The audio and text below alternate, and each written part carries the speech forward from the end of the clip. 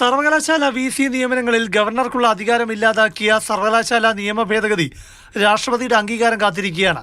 അതിനിടയിലും സർക്കാരും ഗവർണറും തമ്മിൽ VC നിയമന തർക്കങ്ങളാണ്. സർവകലാശാലകളിൽ VC നിയമനത്തിനുള്ള സെർച്ച് കമ്മിറ്റി രൂപീകരിച്ച് ഗവർണറും സർക്കാരും പോരാട്ടത്തിലാണ്.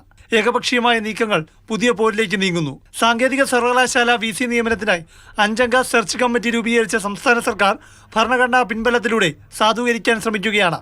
സംസ്ഥാനങ്ങൾക്ക് ഭരണനിർവഹണത്തിന് നിയമം നിർമ്മിക്കാമെന്ന ഭരണഘടനയുടെ 162 വകുപ്പ് അടിസ്ഥാനമാക്കിയാണ് VC നിയമനത്തിനുള്ള സെർച്ച് കമ്മിറ്റി രൂപീകരണത്തിനുള്ള സർക്കാർ നീക്കം. ഗവർണറെ ഒഴിവാക്കാനായി 162 വകുപ്പ് ദുരുപയോഗം ചെയ്യുന്നുവെന്ന വിലയിരുത്തലിലാണ് രാജ്ഭവൻ. VC നിയമനത്തിൽ ചാൻസലർക്കുള്ള അധികാരം കോടതികൾ തന്നെ വ്യക്തമാക്കിയിട്ടുണ്ടെന്ന് ഗവർണറോട് അടുത്ത വൃത്തങ്ങൾ വിശദീകരിക്കുന്നു. ഇതുമാത്രമല്ല, VCയെ സർക്കാർ കണ്ടെത്തിയാലും നിയമനാധികാരി ചാൻസലറായ ഗവർണറാണ്.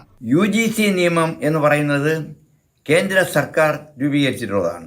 ആ കേന്ദ്ര സർക്കാരിൻ്റെ നിയമത്തിലുള്ള അവ്യക്തത കേന്ദ്ര സർക്കാരിന് മാത്രമേ പരിഹരിക്കാൻ കഴിയുകയുള്ളൂ.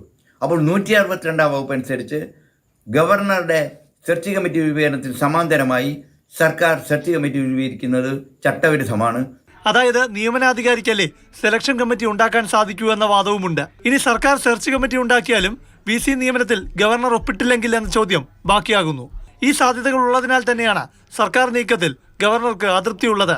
അതിനാൽ സർക്കാർ അംഗീകാരത്തിനായി അയക്കുന്നവ പരിഗണിക്കേണ്ടെന്ന ചിന്തയിലേക്ക് ഗവർണർ പോകാനുള്ള സാധ്യതയും രാജ്ഭവൻ വൃത്തങ്ങൾ ഇപ്പോൾ തള്ളിക്കളയുന്നില്ല. പ്രശാന്ത് കൃഷ്ണ, മാതൃഭൂമി ന്യൂസ്, തിരുവനന്തപുരം.